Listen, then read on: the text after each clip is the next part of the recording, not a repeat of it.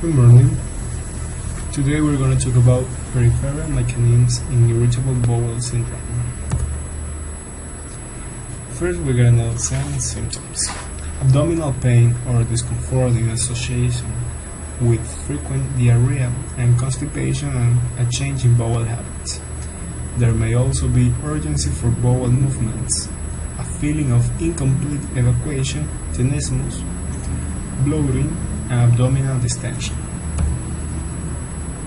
Causes of irritable bowel syndrome is known. A disruption of the brain-gut axis and small intestinal bacterial overgrowth are thought to be important factors. Now we got video explaining it.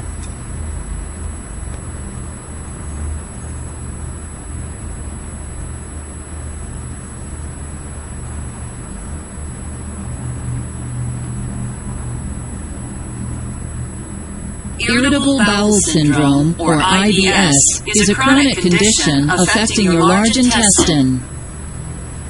Your large intestine, also known as your colon, includes the cecum, ascending colon, transverse colon, descending colon, sigmoid colon, rectum, and anal canal.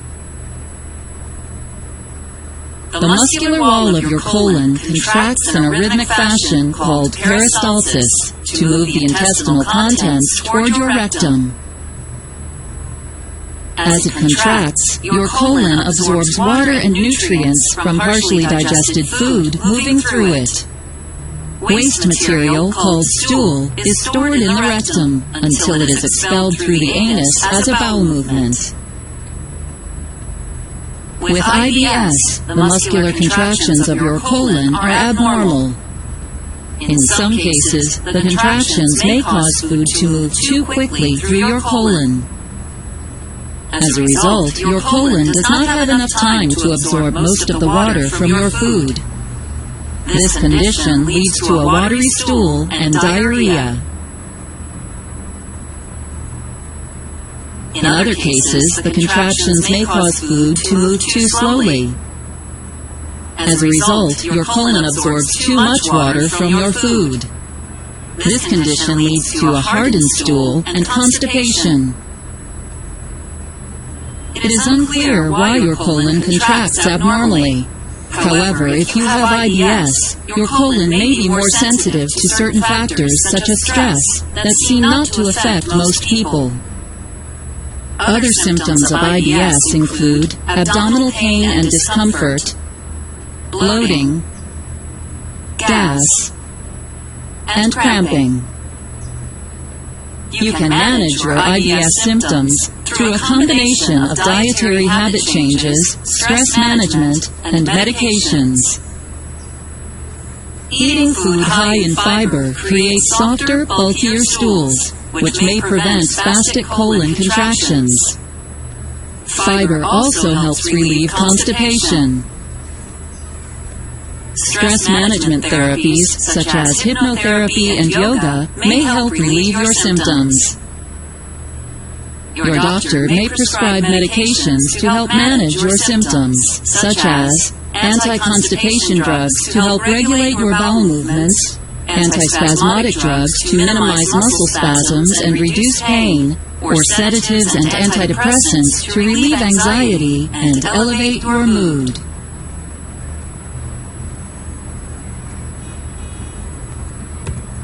Now, active infection. Research supports of irritable bowel syndrome being caused by a yet undiscovered active infection. The non-absorbed antibiotic rifaximin can provide sustaining relief for some irritable bowel syndrome patients. While some research see this as evidence that irritable bowel syndrome is related to an undiscovered agent, others believe that irritable bowel syndrome patients suffer from overgrowth of intestinal flora and the antibiotics are effective in the reducing of the overgrowth, known as small intestinal bacterial overgrowth. Management. A number of treatments have been found to be better than placebo, including fiber, antispasmodic, and peppermint oil.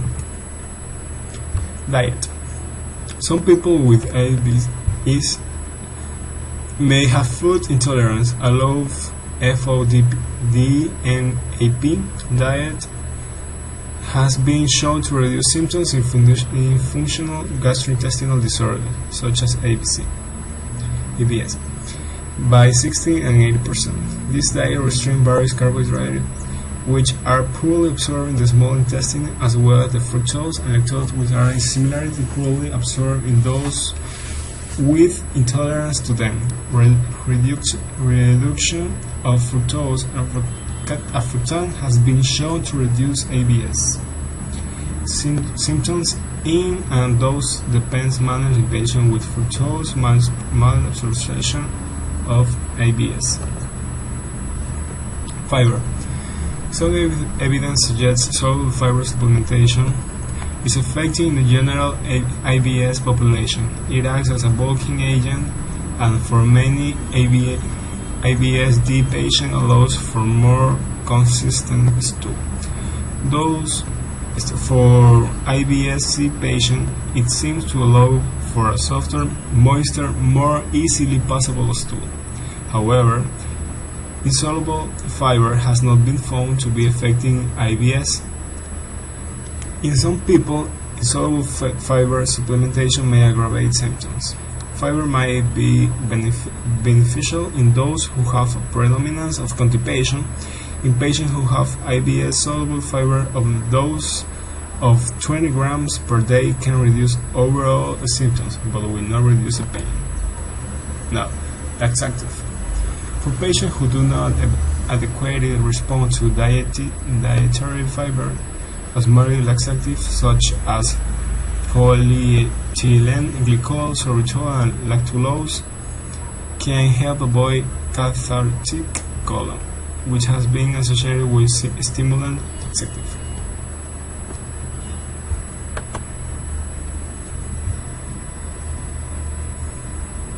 Hello, this is Dr. Carlo Ojet, emergency physician and founder of EDXitvideo.com. This video is about irritable bowel syndrome, or IBS. Irritable bowel syndrome is a disorder that leads to abdominal pain and cramping, changes in bowel movements, and other symptoms. IBS is not the same as inflammatory bowel disease, IBD, which includes Crohn's disease and ulcerative colitis. IBS, the structure of the bowel, is not abnormal. Causes, incidents, and risk factors. It is not clear why patients develop IBS. Sometimes it occurs after an infection of the intestines. This is called post-infectious IBS. There may be also other triggers we just don't know about. The intestine is connected to the brain. Signals go back and forth between the bowel and the brain. These signals affect bowel function and symptoms. The nerves can become more active during stress, causing the intestines to be more sensitive and to squeeze or contract more. IBS can occur at any age, but it often begins in the teenage years or early adulthood. It is twice as common in women than in men, and about 1 in every 6 people in the United States have symptoms of IBS. It is the most common intestinal problem that causes patients to be referred to a bowel specialist or gastroenterologist.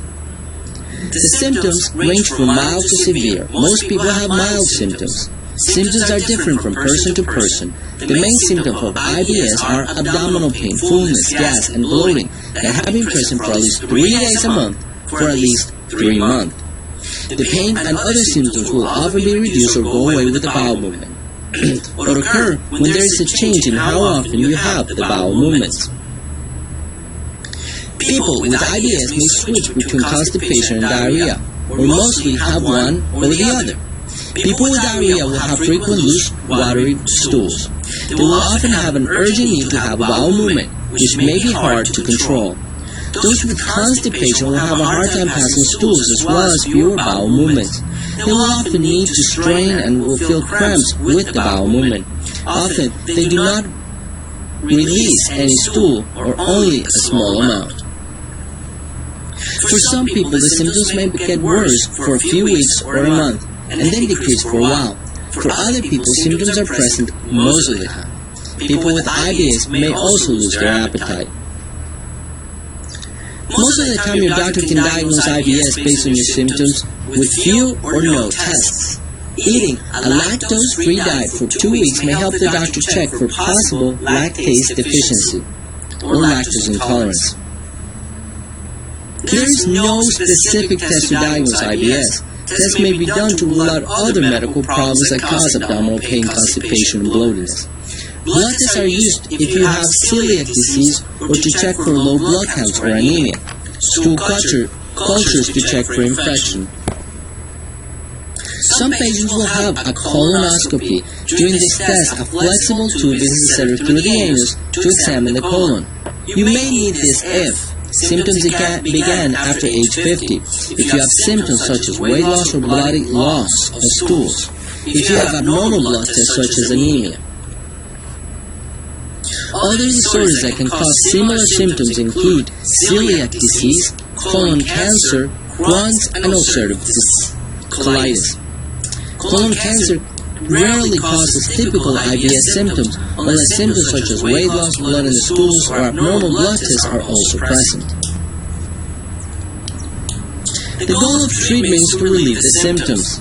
Lifestyle changes can help in some cases of IBS. For example, regular exercise and improved sleep habits may reduce anxiety and help relieve the bowel symptoms. Dietary changes can be helpful. However, no specific diet can be recommended for IBS because the condition differs from one person to another. The following changes might help. Avoid food and drinks that stimulate the intestines such as caffeine, soda, teas, or colas. Avoid large meals. Increase fiber in your diet. And talk with your doctor before taking over-the-counter medications. Not one medication will work for everyone. Medications your doctor might try include anticholinergic medications. This is taken about a half hour prior to eating and helps control the spasms of the intestines. Also, bisacodyl to treat the constipation, loperamide to treat diarrhea, low doses of TCAs or tricyclic antidepressants to help relieve the intestinal pain. Other medications for constipation symptoms, and sometimes antibiotics when constipation is the predominant factor of the IBS to help the motility. Therapy may help in cases of severe anxiety or depression. Irritable bowel syndrome may be a lifelong condition. For some people, symptoms are disabling and reduce the ability to work, travel, and attend social events. Symptoms can often be improved or relieved through treatment. IBS does not cause permanent harm to the intestine, and it does not lead to a serious disease such as cancer. You must call your healthcare provider if you have symptoms of irritable bowel syndrome, or if you notice a change in your bowel habits that does not go away. Make sure that appropriate referral to a gastroenterologist takes place in order to rule out other potentially more serious causes of abdominal pain, distension, and constipation/diarrhea. If you have increasing pain, vomiting, you're unable to keep fluids down, if you have increasing abdominal distension, any new or progressive symptoms, you must be reevaluated. For more videos like this one, please go to edxvideo.com, and remember, these are educational videos and should never replace the attention or care from a medical provider. Please take a minute to like my video and to subscribe to my channel. Thank you. Bye-bye. Now, luminal factors. Response to food ingestion, malabsorption of maldigestive nutrients, gluten intolerance, increasing levels of intercolonic bile acid, microbiota, and organic acids.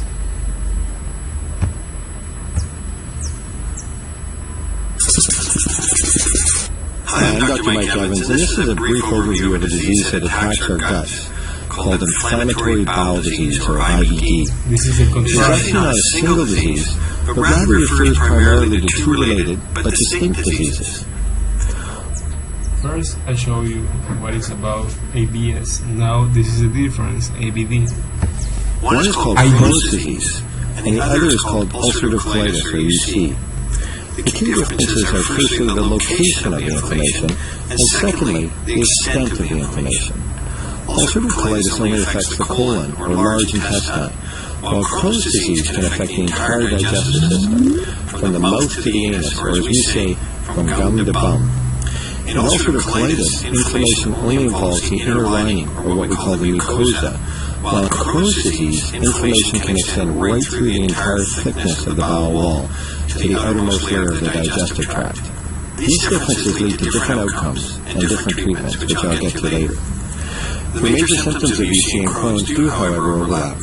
These include stomach pain and a change in bowel habits. Almost always this means more urgent movements. Other symptoms include weight loss, decreased appetite, fever, night sweats, and extreme tiredness. Now, these are trademark symptoms, but it's very important to remember that IBD can play out quite differently in different people. The symptoms of IBD can come and go over long periods of time, and people may experience periods of severe symptoms, or what we call flare-ups. They'll also go through periods when they have fewer or no symptoms at all, what we call remission. IBD can occasionally affect or inflame other parts of your body, such as your eyes, your skin, your liver, your joints. Other symptoms can be more specific. For example, because UC only affects the inner lining of the bowel, we tend to see mucus and blood in the stool, whereas Crohn's can inflame the whole bowel wall. So there may be blood, but also significant abdominal pain, nausea, and vomiting. Both diseases can lead to growth delay in children. To investigate the cause of your symptoms or gauge the extent of your disease, your care team will listen to your story, ask if there is any family history, and then investigate with things like blood tests, stool samples, and then likely examination of your bowel through x-rays, scans, endoscopes, to look at the inside of your bowel. IBD is usually diagnosed in young people, say 15 to 25, but it can appear at any time. There's slightly increased risk for those who have a family member with the condition, and IBD is more common in white people and more prevalent among Jewish people of European origin. IBD affects about 1 in 350 people in most nations, but it's more common in northern regions. Here in Canada, we actually have the highest rate in the world, with IBD occurring in as many as 1 in 150 persons, which translates to about 230,000 Canadians. We're not exactly sure why Crohn's and UC happens. It appears that some sort of environmental factor in susceptible individuals causes the immune system, the body's defense against infection, to malfunction. The immune system then starts attacking healthy tissue inside the digestive system, leading to the inflammation. Currently, there is no cure for IBD, but many of the treatments that are effective target the immune system. So, medications such as corticosteroids or 5-ASAs, which help reduce inflammation, or immunosuppressants are often used. Medicines called biologics have become a key treatment option for those with moderate to severe inflammatory bowel disease. They work by using specially developed antibodies to selectively block the effects of the molecules that are involved in the inflammation of the gut wall. The idea here is that we can move from beyond just symptom management and heal the mucosal lining, which can lead to remission and prevent relapses. In Crohn's disease, mild attacks result in patches of inflammation in the lining of the intestine with groups of small ulcers, similar to mouth ulcers that can occur anywhere in the digestive tract. However, in moderate or severe Crohn's disease, these ulcers become much larger and deeper with a lot of surrounding redness. The inflammation can make the intestine become thickened, blocking the passage of digested food. In some cases, deep ulcers break through the wall of the intestine, causing infection outside the bowel, what we call an abscess. And this can actually spread to the skin or a nearby part of the body, what we call a fistula. About 3 out of 4 patients with Crohn's will require surgery at one point to remove an inflamed section of the digestive system, especially if the inflammation has caused a blockage. Fortunately now, our surgical techniques have become much less invasive than in the past. Surgery is sometimes necessary in UC, but with early treatment it can often be avoided. Things to think about with the diet are pretty common sense and individualized. There's considerable variation from person to person, so self-awareness about what food sets you off or work for you can be very helpful, as is staying hydrated. Self-awareness is also important when it comes to managing stress. The unpredictability of IBD, or dealing with symptoms at the same time you're dealing with life's other stressors, can be incredibly tricky to navigate. Inflammatory bowel disease can have a profound effect on an individual's life, physically, emotionally, and socially, both at home and at school, or in the workplace. Having to go to the washroom more than 10 times a day, or even talking about your bowels is, I think it's challenging at any age, but perhaps especially as a young person when this disease commonly strikes. It's a disease that often impacts families, not just individuals, and it is a journey that requires no small amount of bravery, problem-solving, and optimism. Although there is no cure yet, there are many treatment options available. As one of my patients with IBD said to me, with my ups and downs, it was important for me to remember that things will return to normal. It may be a new normal, but normal just the same. There are some fantastic IBD resources out there to educate, learn, and share with others that are where you are or have already been there. Thanks for listening, and take care.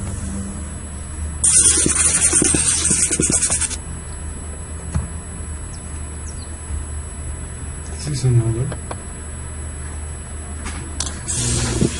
Hi, Andrew Wolf here. In this video I'm going to talk about the pathophysiology of inflammatory bowel diseases. Now this includes two related but different diseases. One is called Crohn's disease, and the other is, of course, ulcerative colitis. It is exactly the same. In conclusion, in this disease, called ulcerative colitis, there is no cure, but investigations have demonstrated persons can live with this disease having a better diet and with drugs. Psychological problems may appear, but it depends on how strong is some and how that person can afford the situation. Thank you.